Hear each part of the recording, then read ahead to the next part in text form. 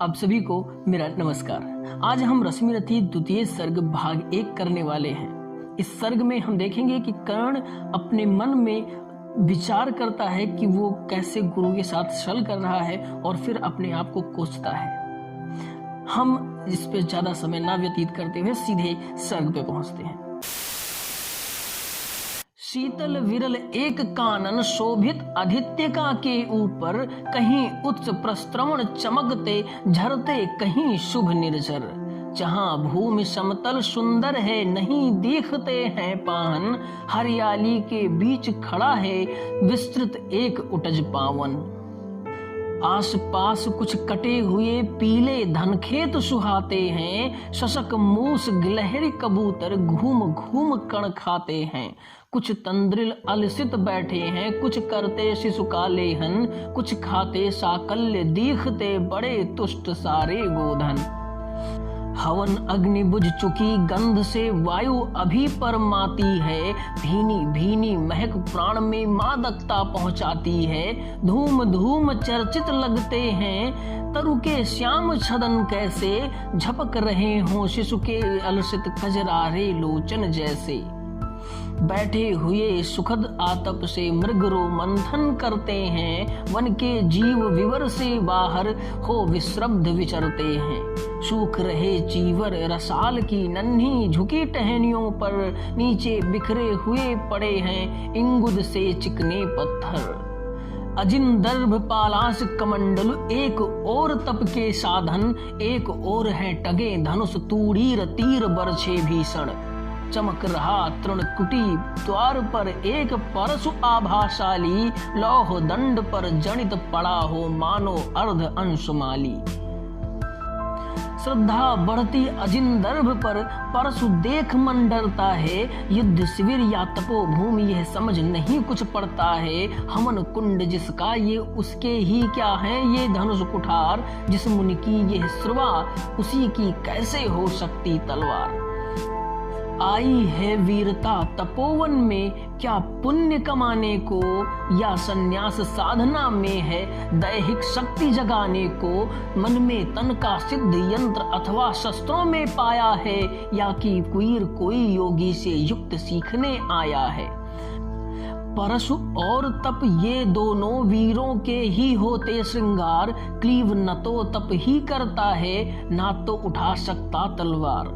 तप से मनुष्य दिव्य बनता है, सखड़ विकार से लड़ता है, तन की समर भूमि में लेकिन काम खड़ग ही करता है। किंतु कौन नर तपोनिष्ठ है यहाँ धनुष धरने वाला, एक साथ याज्ञाग्नि और अस की पूजा करने वाला। कहता है इतिहास जगत में हुआ एक ही नर ऐसा, रण में कुटिल काल सम क्रोधी तप में महासूर्य जैसा। मुख में वेद पीठ पर तर्कस, कर में कठिन कुठार विमल। साप और सर दोनों ही थे जिस महान ऋषि के संबल। यह कुटीर है उसी महामुनि परशुराम बलशाली का, भृगु के परम पुनीत वंशधर व्रति वीर प्रणपाली का। हाँ वही कर्ण की जांघों पर अपना मस्तक धर कर, सोए हैं तरुवर के नीचे आश्रम से किंचित हटकर। पत्तों से छन छन कर मीठी धूप माघ की आती है, पड़ती मुनि की थकी देह पर और थकान मिटाती है। कर्ण मुग्ध हो भक्ति भाव से मग्न हुआ सा जाता है, कभी जटा पर हाथ फेरता कभी पीठ सहलाता है। चढ़े नहीं चीटियां बदन पर, पड़े नहीं तृणपात कहीं, कर्ण सजग है उचट जाए गुरुवर की कच्ची नींद नहीं। वृद्ध देह तप से कृश काया उस पर आयुध संचालन, हाथ पड़ा श्रम भार देव पर असमय यह मेरे कारण। किंतु वृद्ध होने पर भी अंगों में है क्षमता कितनी, और रात दिन मुझ पर दिखलाते रहते ममता कितनी। कहते हैं ओ वत्स पुष्टिकर भोग न तू यदि खाएगा, मेरे शिक्षण की कठोरता को कैसे सह पाएगा। अनुगामी यदि बना कहीं तू खान पान में भी मेरा, सूख जाएगा लहू बचेगा हट्टी भर ढांचा तेरा। जरा सोच कितनी कठोरता से मैं तुझे चलाता हूँ, और नहीं तो एक पाव दिन भर में रक्त जलाता हूँ। इसकी पूर्ति कहाँ से होगी बना अगर तू सन्यासी, इस प्रकार तो चबा जाएगी भूख तुझे सत्यानाशी। पत्थर सी हो मांस पेशियां, लोहे से भुजदंड अभय, नस नस में हो लहर आग की, तभी जवानी पाती जय। विप्र हुआ तो क्या रखेगा रोक अभी से खाने पर, कर लेना घनघोर तपस्या वै चतुर्थ के आने पर। ब्राह्मण का है धर्म त्याग पर क्या बालक भी त्यागी हो, जन्म साथ सिलोंच वृत्ति के ही क्या वे अनुरागी हो। क्या विचित्र रचना समाज की, गिरा ज्ञान ब्राह्मण घर में, मोती वर्षा वैश्य वेश्म में, पड़ा खड्ग क्षत्रिय कर में। कि खड़क बड़ा उद्धत होता है, उद्धत होते हैं राजे, इसीलिए तो सदा बजाते रहते रण के बाजे। और करे ज्ञानी ब्राह्मण क्या, अश्वहीन मन डरता है, राजा देता मान भूप का वह भी आदर करता है। सुनता कौन यहाँ ब्राह्मण की, करते सब अपने मन की, डुबो रही सोडित में भूको भूपों की लिपसारण की। और रण भी किस लिए नहीं जग से दुख दैन्य भगाने को, पर शोषक पथ भ्रांत मनुज को नहीं धर्म पर लाने को। रण केवल इसलिए कि राजे और सुखी हों मानी हों, और प्रजाएं मिले उन्हें वे और अधिक अभिमानी हों। कि रण केवल इसलिए कि वे अल्कल्पित अभाव से छूट सके, बढ़े राज्य की सीमा जिससे अधिक जनों को लूट सके। रण केवल इसलिए कि सत्ता बढ़े नहीं पत्ता डोले, भूपों के विपरीत न कोई कहीं कभी कुछ भी बोले। ज्यों ज्यों मिलती विजय अहम नरपति का बढ़ता जाता है, और जोर से वह समाज के सिर पर चढ़ता जाता है। अब तो है यह दशा कि जो कुछ वह है वह राजा का बल है। अब तो है यह दशा कि जो कुछ भी है वह राजा का बल है। ब्राह्मण खड़ा सामने केवल लिए शंख गंगा जल है। कहाँ तेज ब्राह्मण में अविवेकी राजा को रोक सके, कर धरे कुपथ पर जभी पांव वो तत्क्षण उसको टोक सके। और कहे भी तो ब्राह्मण की बात कौन सुन पाता है, कहीं यहाँ रोज राजा ब्राह्मण को अपमानित करवाता है। चलती नहीं यहाँ पंडित की, चलती नहीं तपस्वी की, जय पुकारते प्रजा रात दिन राजा जयी यशस्वी की। कि सिर था जो सारे समाज का वही अनादर पाता है, जो भी खिलता फूल भुजा के ऊपर चढ़ता जाता है। चारों ओर लोभ की ज्वाला, चारों ओर भोग की जय, पाप भार से दबी धसी जा रही धरा पल पल निश्चय। जब तक भोगी भूप प्रजाओं के नेता कहलाएंगे, ज्ञान त्याग तप नहीं श्रेष्ठता का जब तक पद पाएंगे। असन वसन की हीन दीनता में जीवन धरने वाले, सहकर भी अपमान मनुष्यता की चिंता करने वाले। कि कवि को विद विज्ञान विशारद कलाकार पंडित ज्ञानी, कनक नहीं कल्पना ज्ञान उज्ज्वल चरित्र के अभिमानी।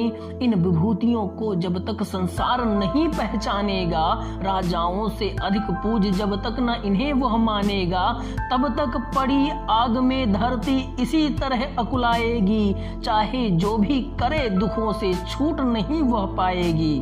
थकी जीभ समझाकर गहरी लगी ठेस अभिलाषा को, भूप समझता नहीं और कुछ छोड़ खड़ग की भाषा को।